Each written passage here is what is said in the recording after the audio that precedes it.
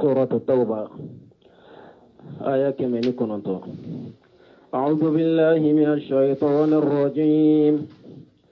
أفمن أسس بنيانه على تقوى من الله ورضوان خير أم من أسس بنيانه على شفا جرف هار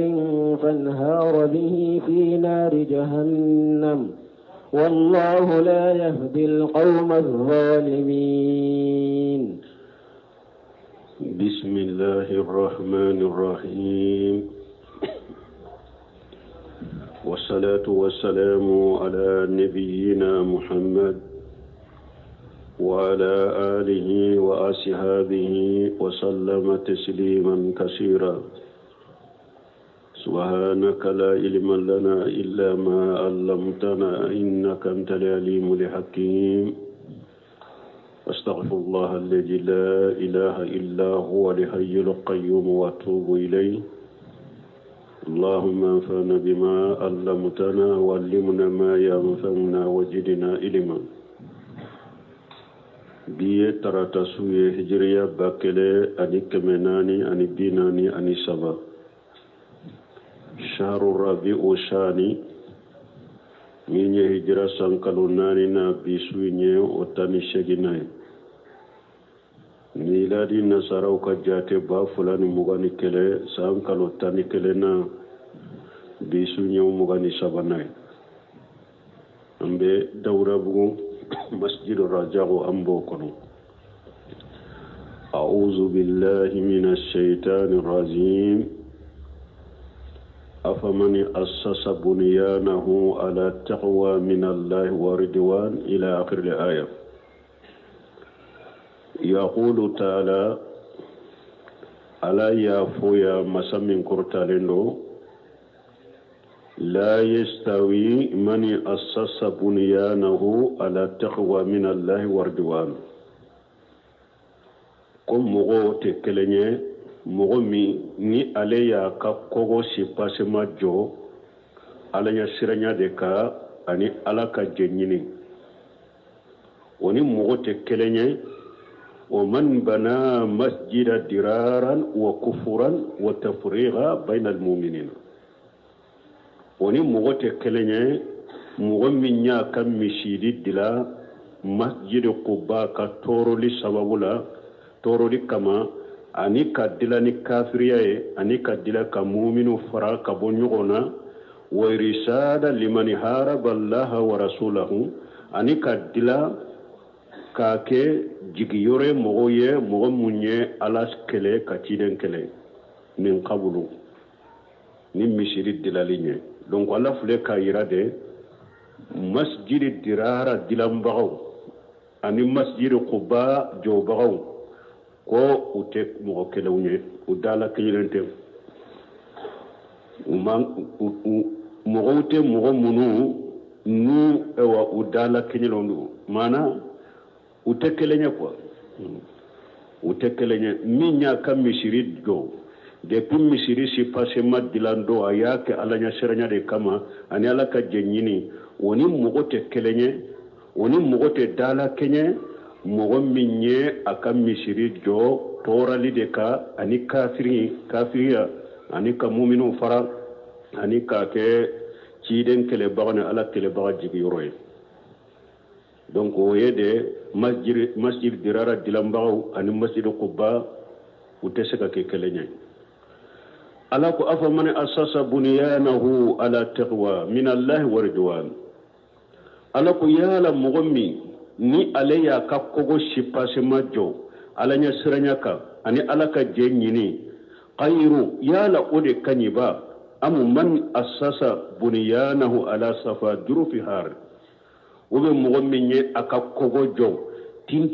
تنتين بمبا في كبي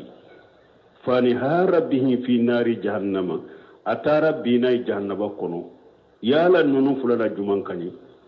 masjid quba dilambagaw de kani mo munu ye masjid dirara dila ulu ya dila jahannaba tinti de ka abe komi ni ka kogo jo tinti ka tinti mi ajukorola senendo atora doni akabbi eyi ka kogo jo akabina niye masjidi dirara ka dilambago kera wode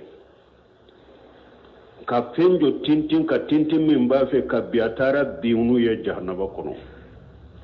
wallahu la yahdi alqawma adh-dhalimin mogom munu nye tonyali kelaye ala te tonyali kela kanda donc masjidi dirara dilambagaw tonyali kela wudero donc yu kam misiri min fuleni nye wuya dila jahannaba tinti de ka tintin min tumba fe kabbi abinu ye fana jahannaba kono donc uluni qubba kam misiri dilambagaw te kelenye qubba misiri dilambagaw de kausa uluye لا يزال بنيانهم الذي بنوا ريبة في قلوبهم إلا أن تقطع قلوبهم والله عليم حكيم لا يزال بنيانهم ألقوا كقوم من فلنية وكسو من فلنية نو يا دلا وكسو إن دلا لمولي الذي بنوه ويكسو من دلا ريبة في قلوبهم akashikana ka munafaqiyate bo uka duskun kono abada illa anta qatta qulubuhum fokati duskun tige doni ke bawuye ko damado fola mana munu nye masjidi dirara dila li kera sababu ye ka munafaqiyat do bilu duskun kono munafaqiyat mun te bo duskun kono fokata wati min mu'minu yufa ube fo kata wakati min nu yere sara ube kata fo wakati min nu dusukun tigera kabo junubu na katubi kata alama tanke no make masjidi dirara koni kamuna fagabu dusukun kono de fo nu u fagara u dusukun tigera ni fagali ni mo yu faga ube nu dusukun ni atigera ni ala ka fagali sero mo usara ube nu dusukun tigera kabo junubu na katubi tanke ni ote nimmi sidi ka dilali munafiqiya be nunun dusukun kono re kata ate bo fo katu dusukun tige wallahu alim ala yadoni masade ay bi amali khalqihi ala ba kadam feunka baraw bedo hakim ala yakodo masade kiri masade do fi mujajatihim anha min khair wa sharri ala yakiri masade na ba ka jon shara uka bara wula minye hera de kanisara hera la minye jugma de kanisara jugma la إن الله اشترى من المؤمنين أنفسهم وأموالهم بأن لهم الجنة يقاتلون في سبيل الله فيقتلون ويقتلون وعدا عليه حقا في التوراة والإنجيل والقرآن ومن أوفى بعهده من الله فاستبشروا ببيعكم الذي بايعتم به وذلك هو الفوز العظيم الله بانك باريا ko ale ala ye mu'minun ni anu kanna folo ko aya wasa ubolo ka falen kuma arjanna ni mu'minin ni yin nindo ala ka dina dafe i kanna folo do jihadula ala be kanna folo ni yere ni sara jihadula ala ba faliye arjanna de ala ko inna allah astara minal mu'minina anfusahum wa amwalahum ala ya mu'minu wuyeren ni anu kanna folo ala ya asa ubolo bi anna lahumul jannata ni ala ya sa ubolo songo ye jumaye ni unni minana ukanna folo minana kado dina la afalenye munye arjanna ko arjanna buye ala yunnu sa ubolo ukanna folo sa ubolo nun tora jahadula ukanna folo tora jahadula ala ba falewuma arjanna de yuqatiluna fi sabilillah ni mu'minu ube keleke ala kasirala hadama de ni be keleke wakati be ni ala be jahadu ko fo qur'ana kuna ba fo fi sabilillah parce que kele kun ka tajiya kono jiya kele bete ala kasirai wodi ato cide nyire nyinin kara ko cedo الرجل يقاتل سجاءة ورجل يقاتل حمية ورجل يقاتل رياء أي ذلك في سبيل الله dondolo ko ciden ma ko cɛ dɔ bɛ ale bɛ kɛlɛ kɛ de ko a ka farin cɛfarinya de b'a bila kɛlɛ la a ka cɛfarinya a bɛ kɛlɛ kɛ o de kama mɔgɔ dɔ bɛ ale bɛ kɛlɛ kɛ ale ka kɛlɛkun ye de lafasali n bɛ n ka mɔgɔ dɔ lafasa n bɛ n ka kabila lafasa n bɛ n ka jamana lafasa ale kɛlɛ kɔni bɛ kɛ lafasali de kama mɔgɔ dɔw fana bɛ ale bɛ kɛlɛ kɛ k'a yɛrɛ de jira karisa ye cɛfarin de ye karisa bɛ se kɛlɛ la ale fana kɛlɛkun y'o de ninnu saba la jɔn bɛ ala ka sira la u ye ciden ɲininka nin na ciden ko man qatala litakuna kalimatullahi hiya al-ulya fa huwa fi sabilillah ciden ɲin saba in bɛ to ye a ko ni mɔgɔ min ye kɛlɛ kɛ pour ala ka diina bɛ sanfɛla sɔrɔ ni mɔgɔ min ka ŋaniya kɛra nin de i ka kɛlɛ la ciden ko n'o sara o de bɛ ala ka sira la donc n'i bɛ kɛlɛ kɛ ala de ye dɛ kɛlɛ kɛ ala ka diina de ye kɛlɛ kɛ ala ka diina de ka diina bɛ sanfɛla sɔrɔ ni sara o la i sara ala ka sira la o de to ala ko yuqatiluna fi sabilillah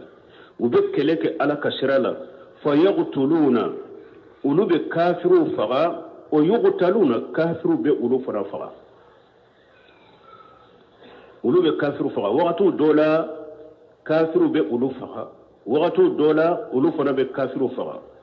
parce que kɛlɛ y'o de alharabu sijalo Abu Sufyan y'o de fɔ a ko kɛlɛ bɛ komi n'i ka jurufilen n'i b'a kɛ ka don kolon kɔnɔ ka ji bɔ wagati dɔ la ani ji bɛ bɔ wagati dɔ la ani ji tɛ bɔ awa ko kɛlɛ ye o de wagati dɔ la kɛlɛ bɛ diya olu kafiru la wagati dɔ la a bɛ diya mu'minu la o de y'a to ala ko u bɛ ulu bɛ kafiru faga kafiru bɛ ulu fana faga wada alayhi haqqa nin ye lahidu de tiɲɛ lahidu de nin ye ni ala y'a bira a yɛrɛ kan k'a fɔ mumini n'i y'i nin don jahadu da fɛ i y'i ka nafolo don jahadu da fɛ ala b'i nin ni ka nafolo fali ye arijanna de ni lahidu min fɔlen ni ala y'a ta a yɛrɛ kan ni lahidu ye tiɲɛ de ye dɛ awa ni lahidu fi tawrat ni lahidu sɛbɛnlen bɛ tawreta la tawreta min jiginna musa kan wal injil ni lahidu sɛbɛnlen bɛ injila la injila min jiginna isa kan wal qur'an ni lahidu sɛbɛnlen bɛ kurana la kurana min jiginna ciden kan sallallahu alaihi wasallam tafsirkɛlaw ko ni lahidu ni lahidu ala ye ni lahidu gɛlɛya dɛ lahidu bɔra jɔn fɛ ala don kɛra lahidu seerebaga ye ka na n'a ye ka di ciden ma jibirila lahidu fɔra jɔn ye ala ka ciden min ka wusa hadamaden bɛɛ lahidu sɛbɛnna yɔrɔ juma kitabu belebeleba saba gafe saba lahidu sɛbɛnlen bɛ tawreta la ni lahidu sɛbɛnlen bɛ injila la ni lahidu sɛbɛnlen bɛ kurana la lahidu bɔra ala de fɛ lahidu seerebaga dira min ma ko a kana na jibirila lahidu fɔra min ye muhammadu sallallahu alaihi wasallam lahidu sɛbɛnna kitabu minnu na tawreta injila qur'an nin ye lahidu belebeleba ye dɛ amina yɔrɔ ana serere kɛla ana dira min na ana sabira yɔrɔ minnu na a bɛ yɔrɔba o de y'a to ala ko man awfa bi ahadihi min allah mɔgɔ juman bɛ se k'a ka lahiru dafa komi ala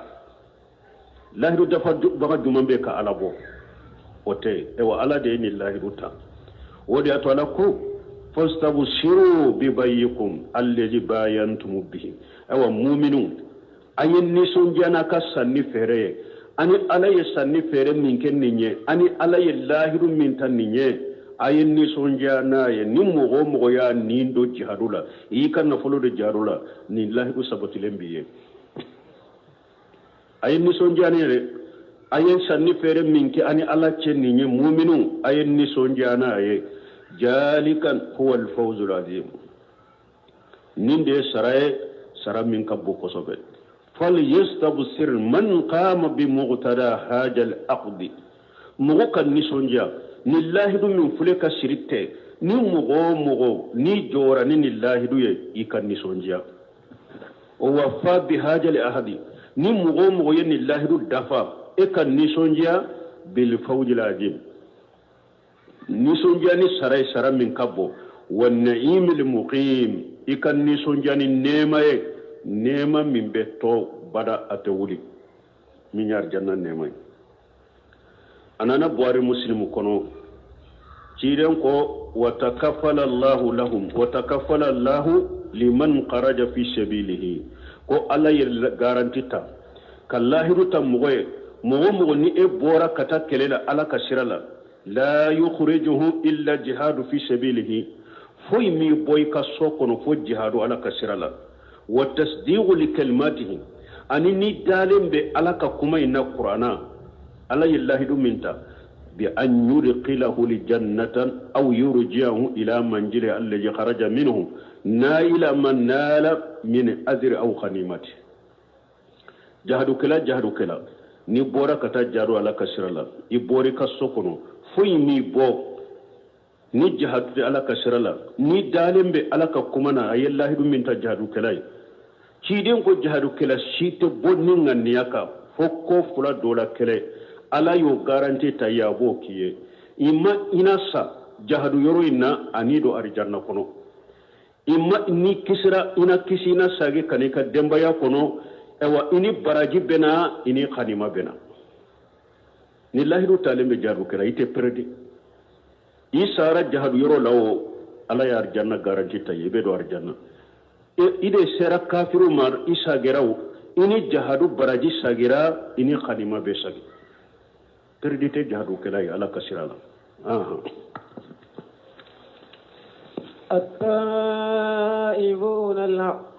التائبون العابدون الحامدون السائحون الراكعون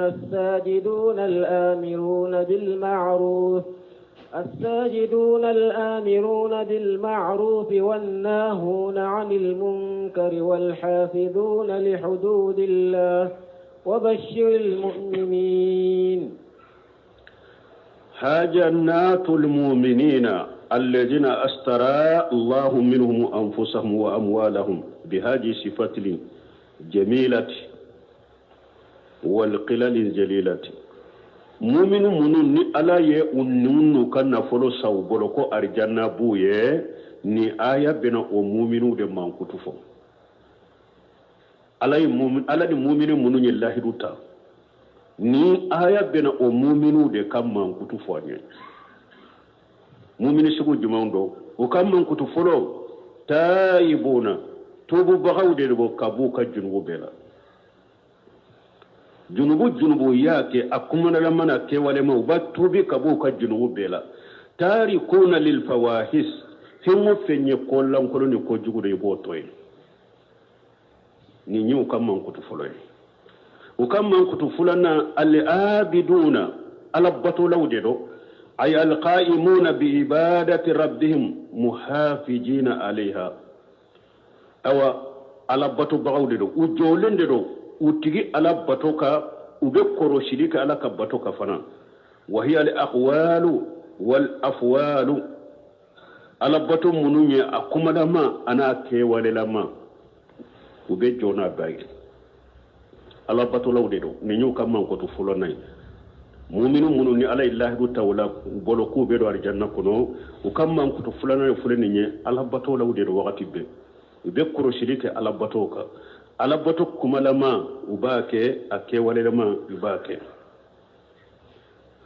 alhamiduna ukama kutu sabana ala tanu baude do wakatu be ala tanu de ala bato kumalama do de ala tanu ye dala alhamdulillah katoka ala tanu o mugaude do ukama kutu nanina asaihuna sumbagawde do saihuna la nyini e sunde ya sumbagawde do sumbaga fule aba aka dumuni damulen toye aba ka mifen damulen toye ninyi aka muso jenyogonya aba toye alakama kasu wadi ya to summan kutula ciden ko yada ta'amahu wa sharabahu wa sahawatahu min ajli ala ko bara jirkela bara nyuma kela be ko ale ala bi sara iye bara nyuma minke abi sara no o nyogona de fo sunkela sumbaga ko sumbaga ale ala bo baraji ta ka damare ata jate ko parce que sumbe ke ale ala de yada ta'amahu ko sumbaga ba ka dumuni toye wa sarabahu sumbaga ba kan minfem toye wa sahawatahu sumbaga ba kan nin dungoto minye aka muso je nyogonya ba to mini ajali ne ala kama wodi ato ala ko bato ni ba ke hadama de koyi ba ki yere de illa sawma fa innahu li wa ana ajijihim bi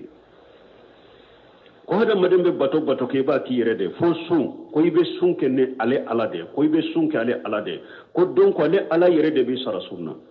parce que ibi ka dumuni toye ibi ka mifen toye ibi ka muso toye ale ala kama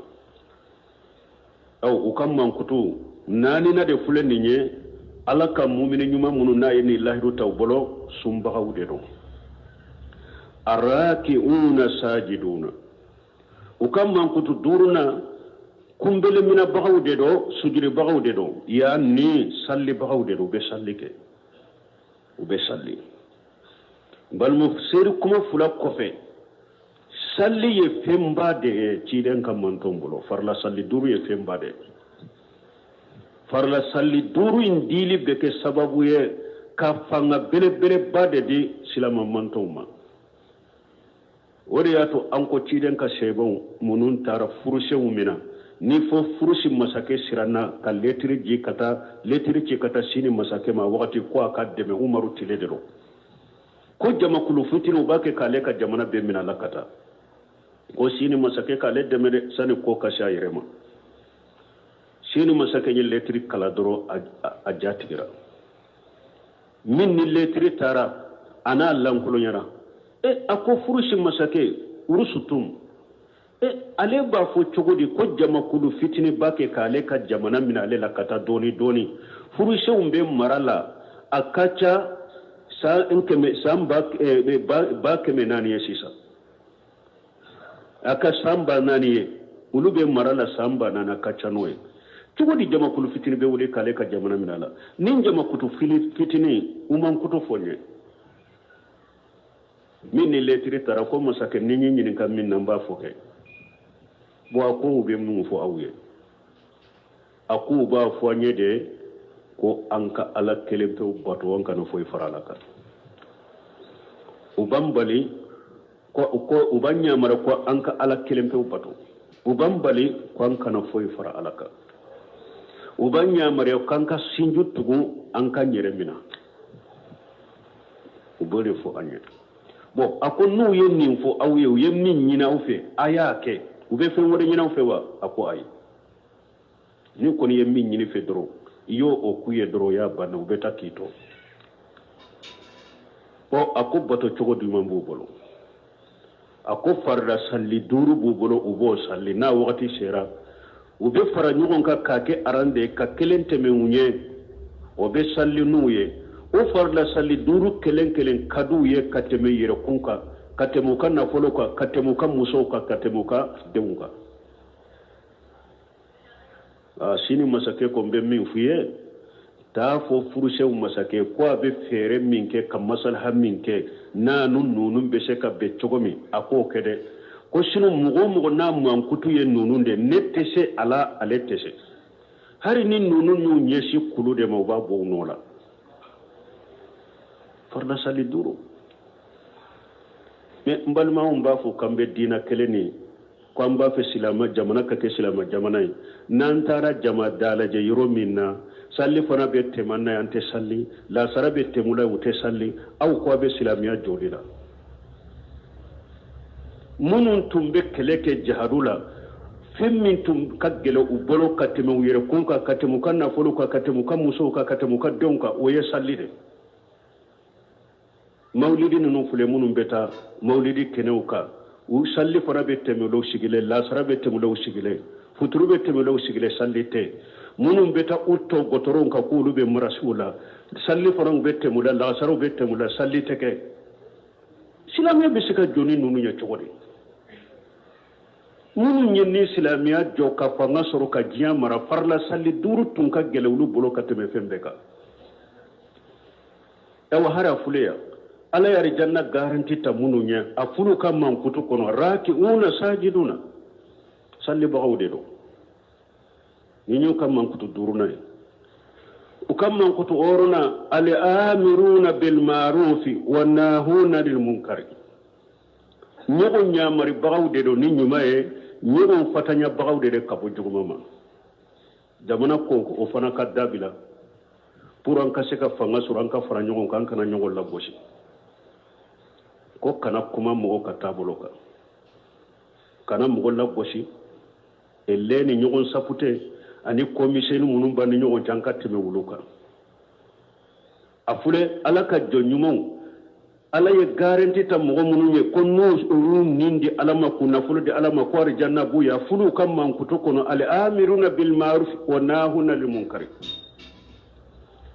jamakulu n'a b'a fɛ ka silama jamana sɔrɔ n'a b'a fɛ ka jamanaw kɛ silama jamana ye fo a ka ɲɔgɔn ɲamara ni ɲuman de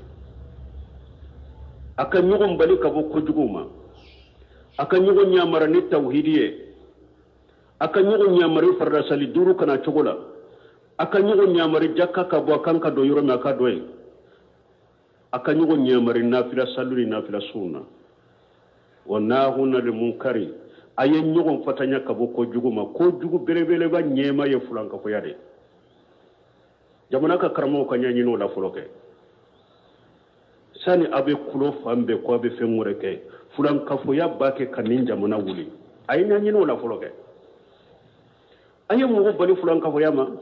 jiɲɛw faralen bɛ ala kan nin jamana kɔnɔ yan dinguɲɛsow faralen bɛ ala kan nin jamana kɔnɔ yan iriw faralen bɛ ala kan nin jamana kɔnɔ yan maabaw faralen bɛ ala kan nin jamana kɔnɔ yan kaburutigiw faralen bɛ ala kan nin jamana kɔnɔ yan a da tɛ maga wulu la yɛrɛ a da tɛ maga wulu la wa nahuna lil munkar a ye ɲɔgɔn fatanya ka bɔ siriku ma a ka ɲɔgɔn fatanya ka bɔ bidiya ma bidiya kɔ kɔnɛ o ɲɔ ɲalen don jamana in kɔnɔ san o san dɔ bɛ fara a kan minnu b'u danbe ka taa dɔɔni ni dawa ma olu yɛrɛ de bɛ bida kuntigiw ni bida mɔgɔ bolo kɔrɔta k'o tanu k'u ma jamu e bɛ mun dina joli la e bɛ mun dina joli la salafu saliw ni sɛbɛw siranna min ye fulankafoya kɔfɛ siranna min ye dina kɔnɔ ka tɛmɛ bɛɛ kan o ye bidiya dɛ ciden ko wa sarral umur muhaddasatuha ciden yɛrɛ ko fulankafoya kɔfɛ ko min ka jugu ni diɲɛ ko jugu bɛɛ a ko ye ko kuraw de dina kɔrɔ o ye ciden yɛrɛ ka kutuba da ka minbari ka wagati bɛɛ wa sarral umur muhaddasatuha wa kullu muhaddasatu bid'a wa kullu bid'atu dalala wa kullu dalalatu fi an-nar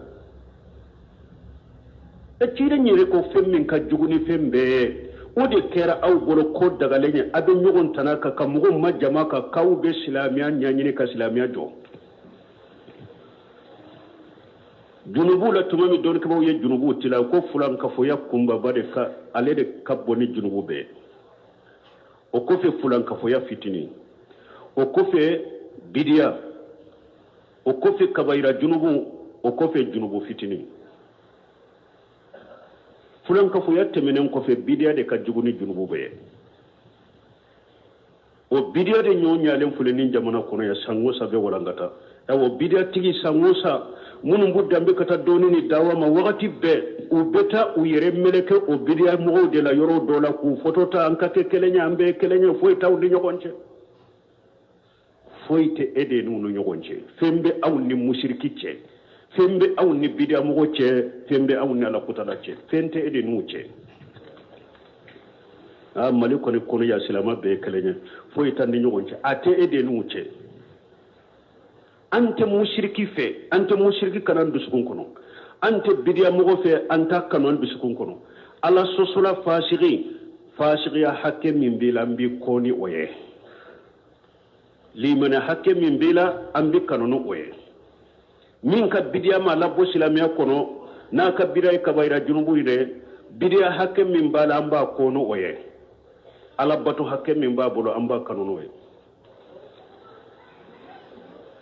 fenta nanche fenta ni nyokonche tasabuhum jami'a wa qulubuhum shatta mogo nyana u faralendo nyokon ka fari kolo tolembe nyokon ka kasuraka dusukunte nyokon isralaire al-amiruna bil ma'ruf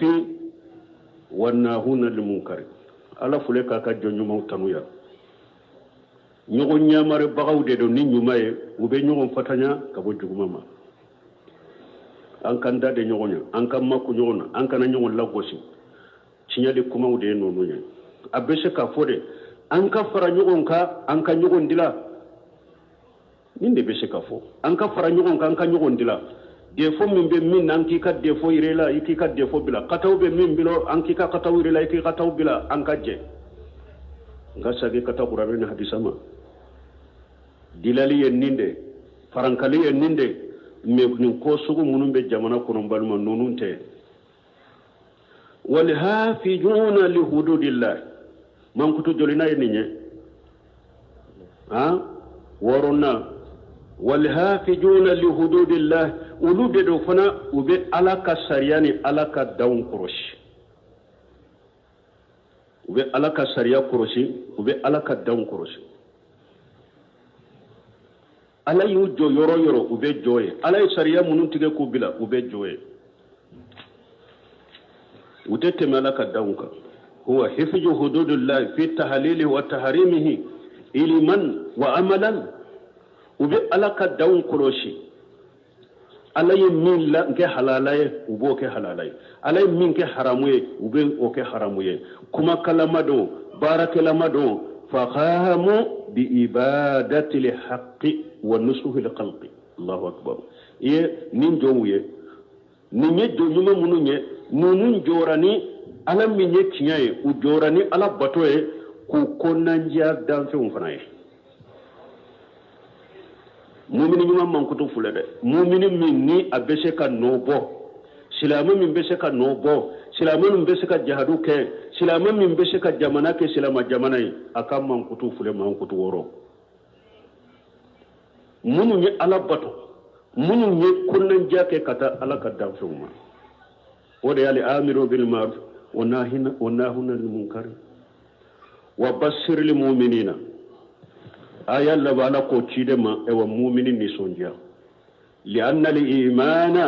yasmalu haja kullahu parce que limaniya munu fule ka fo limaniya ben nin bedeta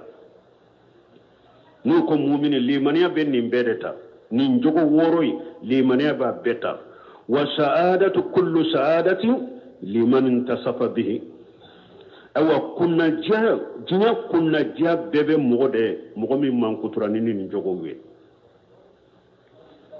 jinya kunna dia bebe mogode ye mogomi nim man kutu woro min fulene ne nyu sabatira mo bina ala kan nunu sabati silamawla ha kabu wolon fula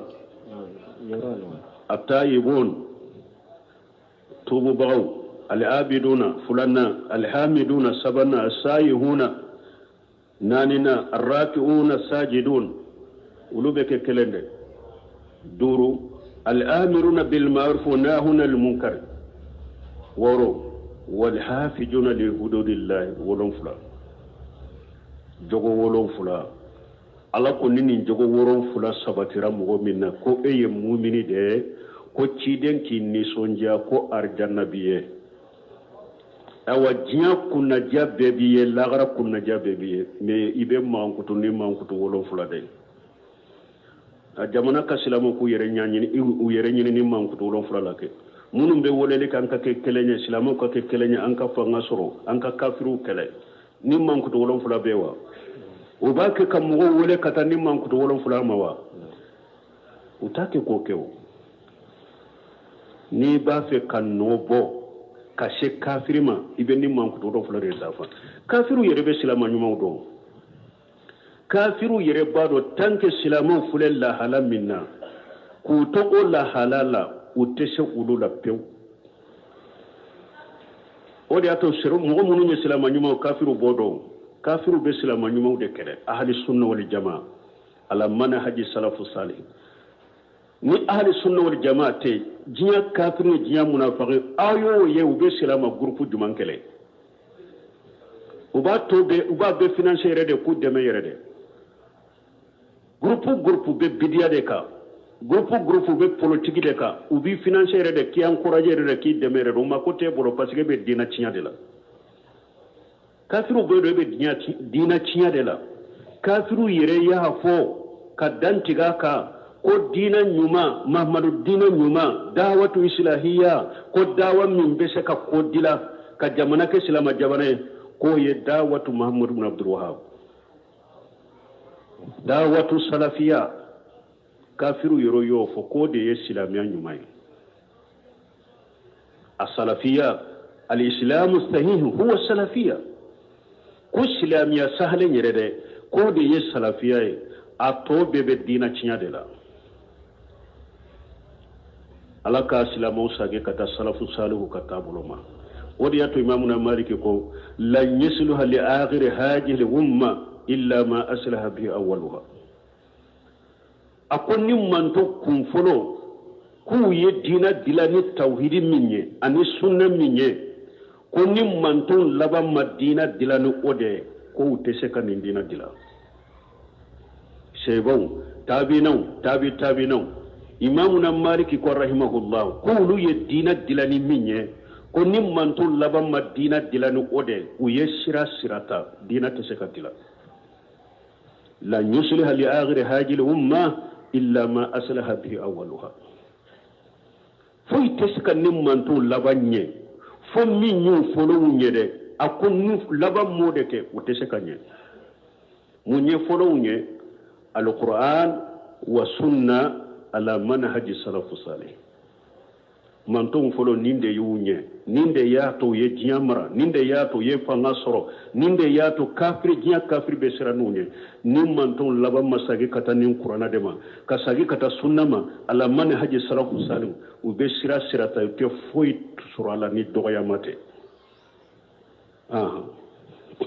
ما كان للنبي والذين آمنوا أن يستغفروا للمشركين ولو كانوا أولي قربى من بعد ما تبين لهم أنهم أصحاب الجحيم عن الشهيد بن مسيب أن أبيه قال لما حضرت أبا طالب الوفاة دخل عليه النبي صلى الله عليه وسلم وعنده أبو جهل وعبد الله بن أبي أمية ni aya jigi sababu ciden kabinanke Abu Talib kafiri de tundo abalimake denke de cidenya ale yire tunye kafiri de mana kafiriya tabe sinji mimba ani cidenche mbalimake denke de don talla bila moshi ntaka dina la de mentalla bila moye an ko sisa an ko sinji an ko balimaya an ka balima min na ye tawhidi tare na ye dina tare an be bo akoro kabila Abu Talib ka kafiri lama ako ciden ya ale ewa balima ke dende atalla bila moshi fo kata do dugu jukoro a joro kafana bo tuma mi de ni Abu Talibi abanana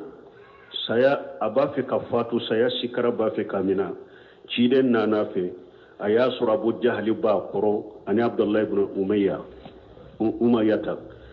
wode ya to sigi nyogon jugu hada madenki re sama fana mani de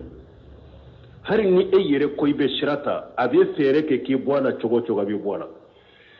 je nyogon jugu sigi nyogon jugu foy man jugu no fana ni mugo jugu fula tumbe Abu Talib koro ciden nanama fagala ciden ko ayi ammi qul la ilaha illa Allah kalimatan uhajju laka biha inda Allah akon binanke umfani chini akon la ilaha illa Allah kuma yisato fule la ilaha illa Allah kuma afoy dala dro afoy dala na delila sorono ye ka huja sorono ye yomali qiyama do nin tigi ala deliya ni do arjanna kuno na fun tigi ala awa ne ewa fa be tumbe fa ni cimbe abe sa wakati mi aye la ila la fode na huja soroni ninye ka ala deliye donc yibe do arjanna chokome abu talib ya kanu kafo pour akana fo abu jahali kwama abdullah ibn abi umayyatan ya aba talib atarghabu am millati abdul muntalab abdul muntalab yumo kede min sara kafiraka uko aba talib ça fait iba fe kabba abdul muntalab ka dinana wa wallahi mbalimon mogo ni ka kabila bi nege ko fa koro dinan anan kallada anyona de fulen nyeri o de kera sababu ye ka bi talibi sa kafiriyala ala tanyi ni ka ciren tanyi ni de ini kabila ni sinji min be wala ana be wala ini kabila ni sinji min te be wala ikelende be do ka kaburu kono kabila site farikai ikelem to de be do ka kaburu kono kabila site farikai ufule ka Abu Talib ufule ka amakosa ko eba fe ka bo Abdul Muntalib ka dina lawa ni cide nya fo ewa Abu Talib ma ya abi ayimmi mfanu chini la ilaha illa fo na huja suruni ni nyana dalike uru fana fula be sagu ka kumala iba fe ka ba Abdul Muntalib dina lawa ni cide nya tafo ufana basagi utaka alaba faqala Abu Talib ko ana ala millati Abdul Muntalib akunne be ala Abdul Muntalib dina de ka asaro de ka na cogo do la konta fo nebe Abdul Muntalib ka dina de ka la ilaha illa fo asaro ka faqala an-nabi sallallahu alaihi wasallam har bicide Abu Talib ye joli min ke cide nya te saka nyina ko har biciden kwama la astaghfiranna laka ma lam unha anka awa akoy koni sara kafiraka min ni koni wakati be koni ne koni be continue de be ala ya fa deliyede ala ka ya fi mare fonni ala yimbale o fana la de ne koni tawle be ala deliyede fonni ala yimbale ala de donc ala fule ko balile na tini aya ko ma kana lin nabi والذين آمنوا أن يستغفروا للمشركين كذا آية لبا أيوة أجينا ني أبي طالب كلين دكا كباريالا تشيدن كو إنك ألا كو تشيدن إنك لا تهدي من أحببت ولكن الله يهدي من يشاء أكو تشيدن ما أكو كسكا مغو كاندا كو مين كديره ni ala de be mogo kanda min ka kandari kadinye parce que tire nya kan togo bela aba talibi ka kanda akasa silamiyaka me ashetola parce que kanda yi togo ya fulade hidayatu tawfiq be wa hidayatu rishad hidayatu tawfiq ya munye ka kanda noni ka do mogo duskun kono ka be sababu ma ka kanda o te ciden golo te danfen si bolo ye ala de tay o ba fo de mako hidayatu tawfiq o de fuleya innaka la tahdi man habawta walakin Allah yahdi man yasha o ye hidayatu tawfiq o te ciden bolo me hidayatu rishad kasira yirila ninde ala tay ninke kana ninke o be ciden bolo onana aya wala innaka la tahdi ila siratin mustaqim aya wala la ko cide e fule e bake kam mo kanda kata sirama siramin tilelendo donc o ye hidayatu rishad kasira yirila ala ta fule ninde kanan ninke o be cide mbolo me kado ibuskun kono ta bolo ode Abu Talib tayni wala ala ko ma kana lin nabi ala ko amanka nabi nyumay wallazina amanu ani mugo liman yarade amanka yate daga wuye an yastaghfiru lil mushrikina ukayya ala ya fadli mushrikin ate daga nabi nyumay mugo ye mu'mini de ala ko ate daga ye ikayya fadli ke mushrikiye walau kanu ulu qurba har no mushriku kare bar masrude har no mushriku kare bar masrude min ba'di ma tabayyana lahum annahum ashabul jahim abangalen ko fe awye ko aka balima suru ye jahima dunkewde jahannaba dunkewde do o bangalen ko fe awye ate daga awya ka ya fadele kuye o be bangawiye wakati juma ne ka balima suru sara kafiriya ka ni ka balima suru sara fulan ka fo yakumba baka ko be ala de bolo la harade ne dankaniya ba am bolo mo sara kafiriya ka ala ko be do jahannabare mo sara mushrikiya ka ala ko be do jahannabare donc kana do kay danka ka asara kafiriya ka ika balima suru dankaniya be bolo kafiriya kumba ba saro de ka dankaniya be bolo mushrikiya kumba ba saro de ka ala ko kana ya fadele ka ire ate ewa kasanke sallite kaka mogote tas do aka dawla adonne kaburu konante jo ka do kai asara fini munu na dro amba na ka finuta harante ta bila sirama kaburu so ulare ambeta dinga nyini yoro do la dro kata su doye puru mo ka kisi akasa toroma do ute kai وما كان استغفار إبراهيم لأبيه إلا عن موعدة وعدها إياه فلما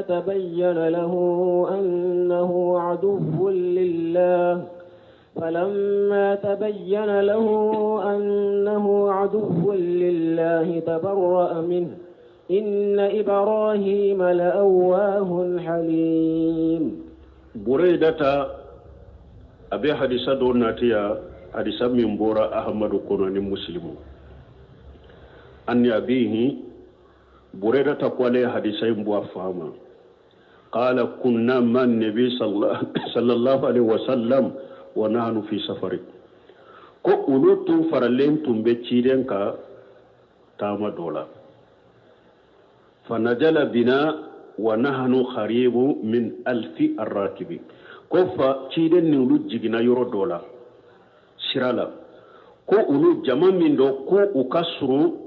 ewa minye mugo bakele ukasuroma rakibi mugo bakele nyono ulu kasuroma ukajama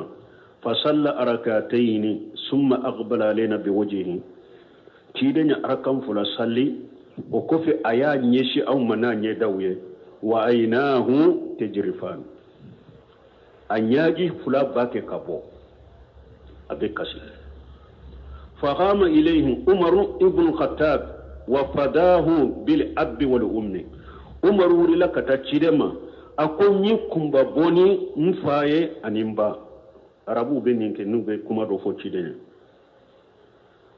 falamu ya mbi kumba boni mbani mfani mbaye wa hala ya rasulullah malaka umar ko laka cira ko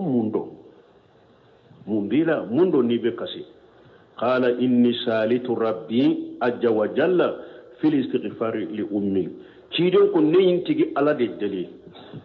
kumbe ya fa deli ke mbaye falamu ya azanali ala majjenai ama jen di manai ala masonka ya fadeli kembai chidem ba afatura ale abwa yoro dode do madina ni makache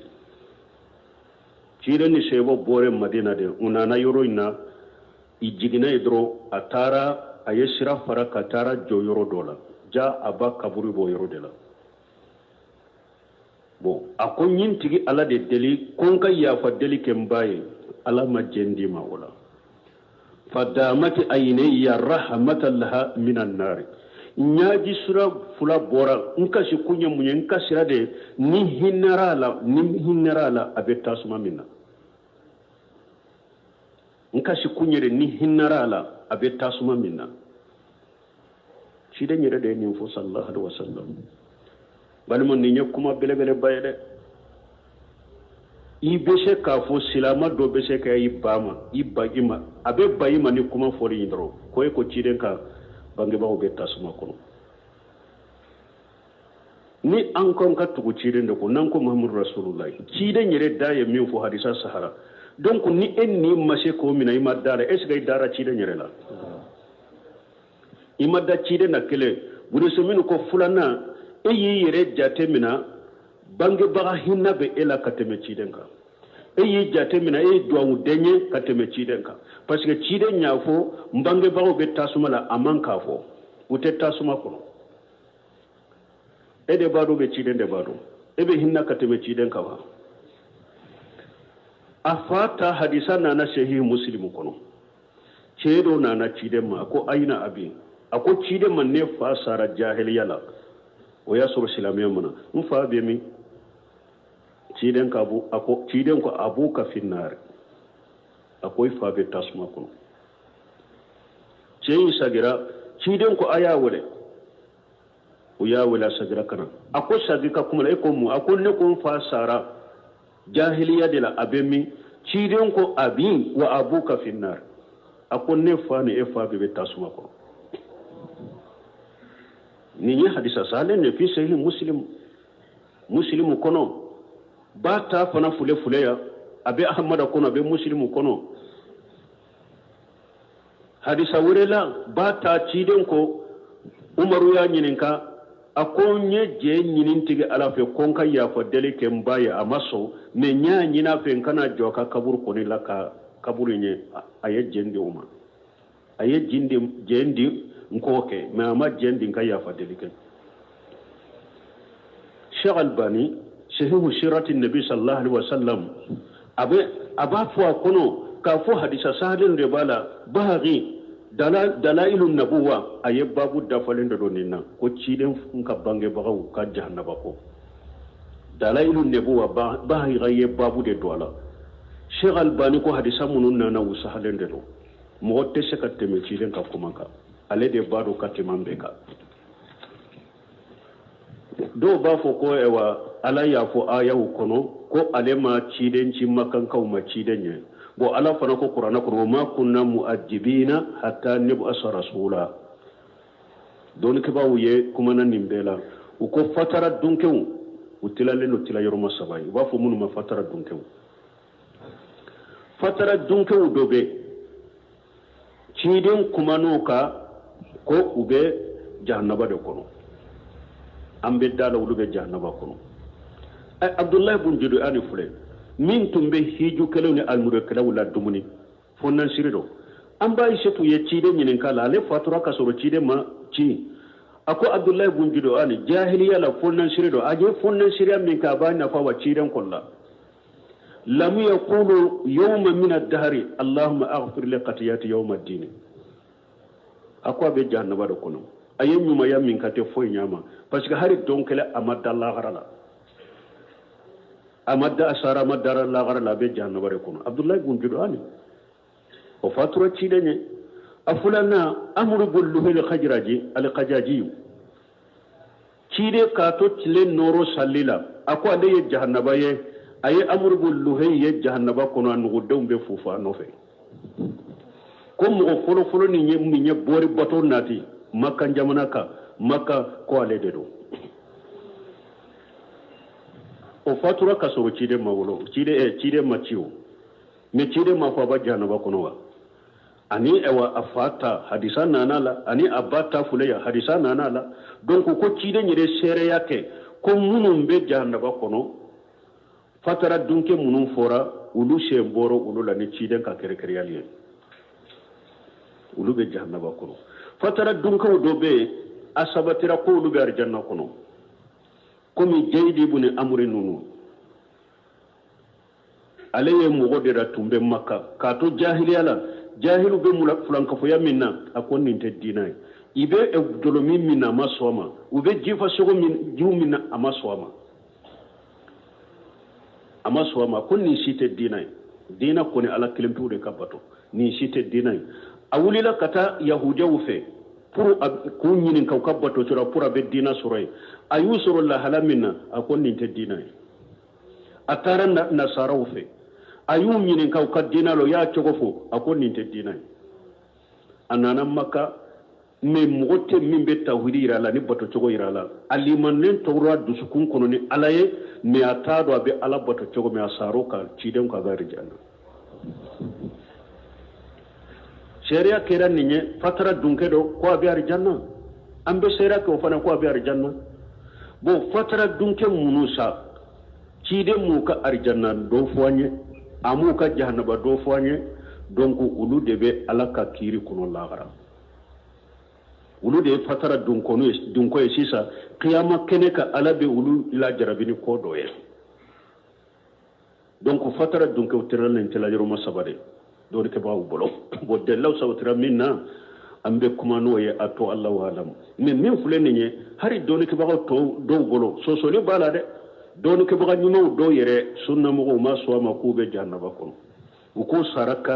kafiriya la koni mais ala be ukella hala min Allah gara ko la yere de bodo mais ko urute se ka fu be jannaba kono don ke ba do semberanna mais munon ba fo jamana en kono ya tarihula ko ala yu nyanama ya ko limana ni cidenye o koni en galonye o ya prafati yere de mogo salen ko fe be se ka kunu ko be limana mina tawre ko abina fa ni sara doro taklifu banna bara banna pe ijama ibn adam in qata amalu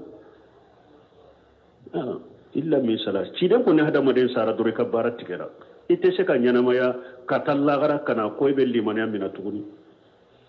donc o yen galonde hari munum go fo tarugula ko abolo ya naya matigi bolo ayen galon ko o sahalente sosoli koni bola do ya sabati hadisa kama ci den yere ko bo yoro mi bo yoro la do ko ay awunte se ka fo ko ube ewa jannaba kono ala yere de bu chogo doye ko ni sara kafiriya ka lejina daima le bo silimo le fta wunyin karani na ci den ka banka bawo o yimin jabu ko ala ko qur'ana ko walladina kafaru wa kajjabu bi ayatina ulaika shahabun nar fuluma jabu janyaw ko ala ko qur'ana kono de toro mo mun kafiriyara u yenne ala ka ayaw galontiga ya ko ewa ube jahannaba kono bo komman ka kan ibrahima ismaila ka dina tumbe u yere de ya yele maka ke bori sonya ismaila ka dina tumbe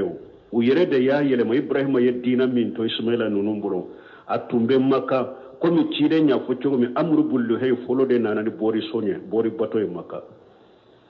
makan kaw yere de yar yelema donc hadisa munun kono bambolo ya bunkasire ninna ayin ninna tiya hadisa to ako ciden ko wayni kuntum nahaytukum an salas ciden ko nettu nyaw bali ko sabala nahaytukum an ziyaratil qubur ntu nyaw bala kana takaburu ziyara fajuruha litazkurukum lituzakkirakum ziyarataha khayra mais ayta kaburu jiyara sisa pour kaburu jiyaran ka hakili jigi herala na togo dola pour aka hakili jigi lagarala wa nahaytukum alluhumil adahi ba'da salas ntu nyaw bale akalla ya sogo akana maraka temetile sabaka fakulu wa amsiku ma shitum mais siso fana tusera ni kalla ya faga sogo hakem min kadi addu hakem min kadi addu hakem min kadi amara فوقت وقت من ونهيتكم أن الأسربة في الأوية نتو نيوبالي منون دوبي أكنا تمرو نيجي أكونو قابو مي فأسربوا في أي ويا شيتم وفنا توشرا من ياو جيا أيمي أكونو ولا تشربوا مشكرا ما أكنا فندمي درمين باو شكرا akana ni fem midro nimbe aw shikra donc bon kasire hadisa indoya pour ewa abi talibi ka ko min fora ko abi tasuma kono donc ewa ayen ni ndoya bayin fanata ko fana fo ko ciden ko atara o fana kaburula ko ala ya bali akana ya fadelike ko min ala ko ate be nabi nyumaye ani mu'minu o kay ya fadelike mushriku haru kabal masrude ciden kabal masrude abade do ne hadisan nana ala ya bali akwa kana ya fadele kai parce que sara mushrik ya deka ala ya bali akwa kana ya fadele kai andu ala kan kisama ala kan an ka bali masru